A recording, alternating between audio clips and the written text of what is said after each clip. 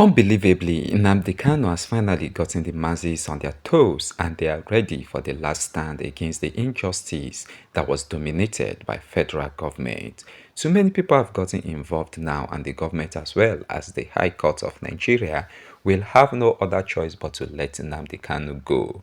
See guys, I will be playing you all 3 different videos of 3 different known public figures, one of which is a renowned activist who was even arrested because he stood alone for Nnamdi Kanu. That is the man Nigeria knows as a freedom fighter, Sowore himself. Then 2 others follow where their hidden agenda was revealed to us on Top This. And then 2 others will follow where they revealed hidden agenda of the federal government on this same Nnamdi Kanu matters. Now we will watch them all, but before then, let me also firstly warmly welcome you all back to this amazing channel. Kindly subscribe to this channel if it is your first time being here. I mean, if it is your first time coming across my videos on this particular channel. Do well to subscribe and turn on the post notification bell icon so you wouldn't miss out on any of our new interesting videos. Now, without further delays, let's get straight into the revelations made by Sowore and the 2 other public figures. It is really educative, and when I watched it, I felt every need to bring it to this table so that you all can view it. It was really educative, but at the same time, it was very much scary because we never knew Nnamdi Kanu was being plotted against like this, all because he loves his people and wants them to enjoy the good life other nations are enjoying. Let's just watch so we can discuss in the comment section. Let's watch now, guys. And for those of you who are also around who know my commitment in recent times with Nnamdi Kanu, we are fighting to ensure that he's not scapegoated to keep Nigeria one. To keep Nigeria one requires justice, not life imprisonment or death sentence. Being born in Nigeria is already death sentence. So nobody can scare me with death sentence. The moment you are born in this country, you have been sentenced to death, either by default or by accident. And being unable to eat, feed, have a roof over your head, and not be able to send your children to school, not to be able to live secure life, that is life imprisonment, in case you don't know. So Kanu is not going to suffer anything that has not suffered before. All these things they are doing, they have done it before, it didn't work. They did it with Kensariwa. He told them, he said, I'm going to be the last person who will deal with you people in a reasonable way. After Kensariwa was killed, they know what they lost to Niger Delta militants. Maybe Kanu is the last person from Igbo land who will speak the language of peace and the right to self-determination. The next generation may not do that, and they said nothing anybody can do about that. And we are saying that here in Kaduna, where they need to listen to it. And I apologize to those of you in Kaduna who were expecting us when we were doing Free Nnamdi Kanu. Let me announce today, we are going to announce series of action on Free Nnamdi Kanu again, and we'll go all over the country. Yes. And this time we are not going to do one day. We are not going to do one day. We are going to do a whole week of series of action. Yes. Because these people need to be taught a lesson that the country belongs to all of us. There was a conviction recently of a terrorist, Boko Haram. I believe his name is Hussaini Ismail. He was convicted for 20 years by a high court. He was a Boko Haram terrorist. Mazi Nnamdi Kanu was convicted, I think last week, and his own conviction said life sentence. I don't understand why one terrorist is getting 20 years and the other is getting a life sentence if you're saying that. I think Pastor made a good point. There's this idea that justice is served differently. I felt embarrassed in the sense that somebody have told me this is how the judgment will go, even while the trial was going on. So I said I thought that the person was joking. So, and as somebody, member of the legal team, and he's a consultant, and his brother, and somebody that is very close to him, people knew that I'm close to Mazi Nnamdi, and they were telling me this thing. Not only within this country, outside Nigeria. I thought that they were joking. When I travel for vacation, people, Nigerians in diaspora, told me this is how the judgment is going to be. That the federal government is bent on convicting Mazi Nnamdi by all means. I thought that they were joking. So, but when the thing now played out, I was embarrassed that such a thing is coming from my own jurisdiction, where I'm coming from, as a member of as a lawyer and a member of a legal profession. So I felt embarrassed. But in the other way around, I also expected it based on what I had. But whichever that is the case, is the judgment of the courts. No matter how stupid a judgment you feel that it is, it must be obeyed. They have convicted him. In fact, of course, we know that there have been, Nnamdi Kanu has been persecuted before, which you know, journalists you know, that has been persecuted. He has suffered the highest injustice somebody can suffer in the whole world. You also, you are aware. Because of Nnamdi Kanu, they have turned judiciary upside down. They have turned our criminal jurisprudence upside down. It is the case of Nnamdi Kanu that somebody was kidnapped from a foreign country back to Nigeria without following the law, and nobody said anything about it. It's the case of Nnamdi Kanu, where Court of Appeal, or anonymous, I'm not talking about customary court, I'm not talking about area court, customary Court of Appeal, second to the highest court, gave an order after hearing the judgment and discharged Nnamdi Kanu, and ordered that on no condition should anybody try him because of the extraordinary rendition. Federal government look at Court of Appeal. Court of Appeal, you are talking rubbish. We cannot obey it, and they never obeyed it. They kept on asking and come. We succeeded in making noise in pages of newspaper and in media houses, and they never obeyed it. Rather, they now use what we call state of execution that is applied in civil matter. They now use it to stay that execution after 8 days. They were with him after 8 days in a country that is running democracy, in a country that is operating rule of law. Now they now met the second Court of Appeal. That Court of Appeal that said obey, release him. The Court of Appeal didn't say, are you still with this man? The man that you ask you to release, you are still with him. The same Court of Appeal accepted that. They still accepted that a particular state of a process and stayed the proceedings and went to Supreme Court. Guess what happened in Supreme Court? Supreme Court now look at all the whole issues. No, yes, it's true.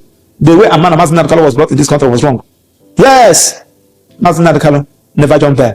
The court ought not have revoked his bail. The court is even biased, written in black and white. The manner of the federal government to use Operation Python dance to go and attack his house and demolish and kill several persons there and left with some corpse was wrong. Supreme Court mentioned all these things. Yes, we have also, from our own submission, we have also discovered that the charge upon one of the charges upon which Nnamdi Kanu is being charged was brought on the wrong law. Now, the only thing there is that they should continue with the trial. Whatever objection you people have, the defendant, Nnamdi Kanu, whatever objection you people have, you can raise it at the court. But what do you call it?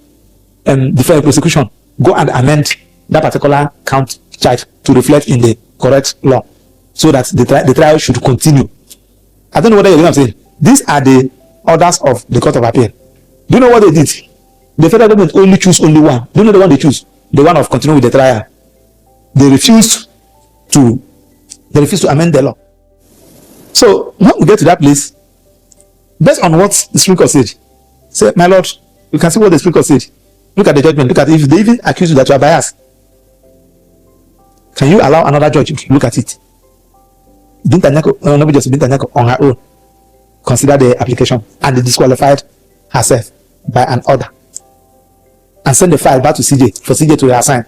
So CJ now administratively through administrative letter ask Honorable Justice to continue. When the file now get back to that get back to the High Court and Nnamdi Kanu was brought to the court. And Nnamdi said, my lord, no, you have already, there is an order, subsisting order, disqualifying yourself, recusing yourself. That order is still subsisting. That order cannot be set aside by the administrative letter by the CJ. Please, you stand recused yourself. So I think they saw reason with him, and the file was taken back to CJ and it was reassigned to Honorable Justice Omotasha. So when a matter gets to another court, is to start what we call afresh. In law, we call it de novo, starting afresh. Whatever thing that happened in that old court is a nullity. Now, Nnamdi Kanu now took a fresh plea. I want you to understand it. Nnamdi Kanu took a fresh plea. What do you mean? A plea, guilty or not guilty? Remember that he has taken his plea in that of Honorable Justice Nnamdi, and it was based on that plea, that proceedings, pending proceedings that was going on. I don't know whether you get what I'm saying. That was why Supreme Court said let the matter continue in that court, because Supreme Court was having in mind that the matter will continue in that court. Supreme Court never advised their mind that this matter can be assigned to another court and it will start afresh. I'm heading somewhere. You know, I'm heading to repealed law. I'm coming. Repealed law. Now, when the Nnamdi Kanu took a fresh plea, everything now started de novo, afresh. The proceedings which Supreme Court made reference to in Bintanyako's court has been has gone with expunged with whatever thing that happened in Bintanyako's court. Now we are now in Honorable Justice Omotasha's court. Don't expect them to amend that particular count 7. That was count 15 before Bintanyako. Now after the Bintanyako struck out that it becomes count 7, which they brought in under on the wrong law. They refuse to amend it. They know the implication of amending it. They allowed it. Now that one is on that. I don't want to go what happened, how Nnamdi Kanu was brought to this country. I don't want to go discuss about how the Operation Patronus attacked his house, how he never jumped there, how he ran away. I don't want to go into that. Now let's go back to where we are. Honorable Justice Omotasha.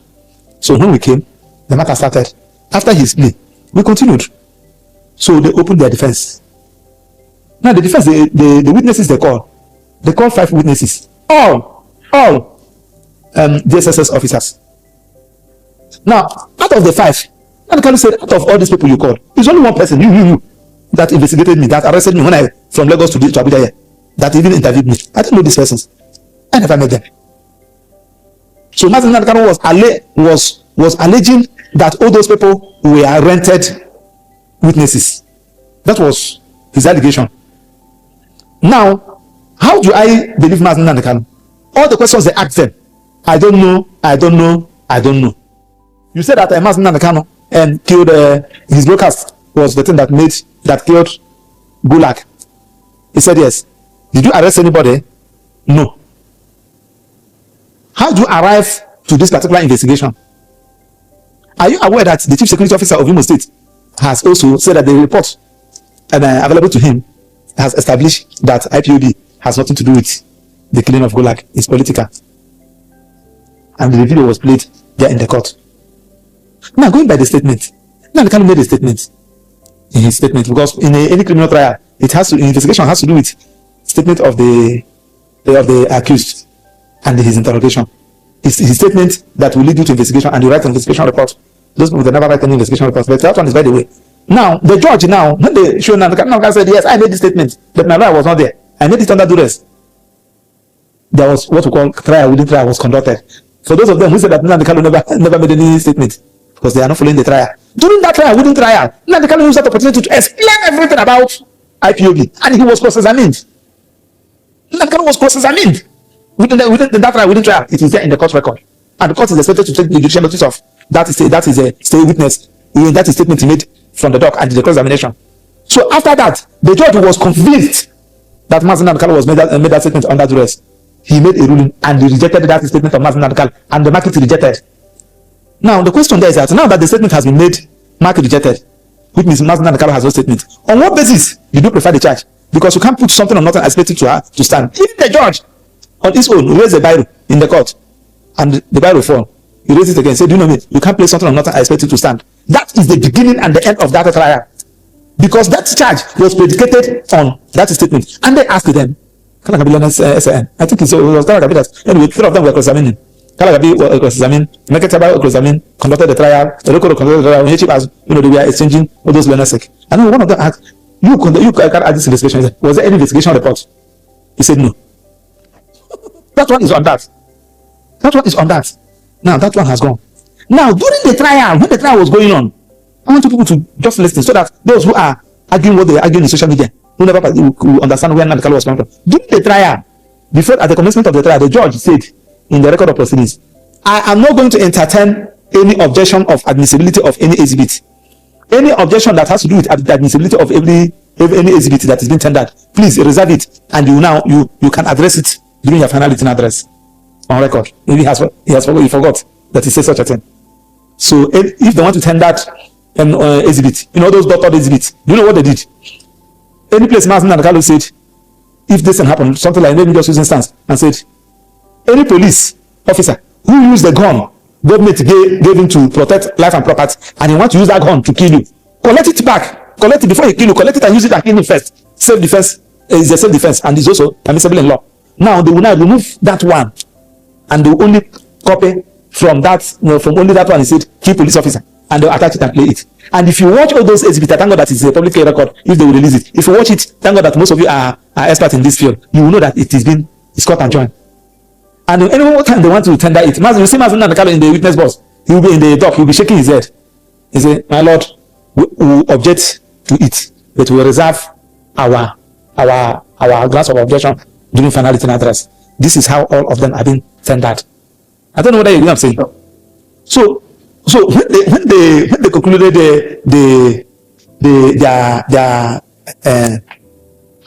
their trial, I think they did close their case. The prosecution closed their case. I think Kalaga jokingly told that so this is what we now, all these things we tendered. That's what we now used to keep this man for 3 years in the name of terrorism. This singlet boxers, all this tape. That's what we want to use. So they jokingly, I end up saying, I was there. So we now file our no case submission. I enjoined anybody. It's a public document. Go and read that no case submission. But if you read that no case submission, that was where all these issues would have been ended.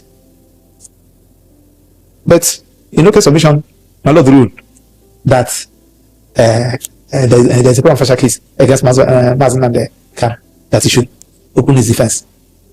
Of course, there are some things that I will not tell you here. What brought about, just like the other I told you, I'm a lawyer, and you, Mr. Victor, you engaged me to represent you, and you are not a lawyer. And there are some things that you need to know as a layman. That is to say that 1 + 1 is 2. And I have read it in your law book that 1 + 1 is 2. So in the practical, you now ask me, Mas, but you say 1 + 1 is 2, and the judge said that is not, that he won't admit it. What happened? Are you understand? Sure. I will tell you to just forget about it. A lot of issues will be coming up.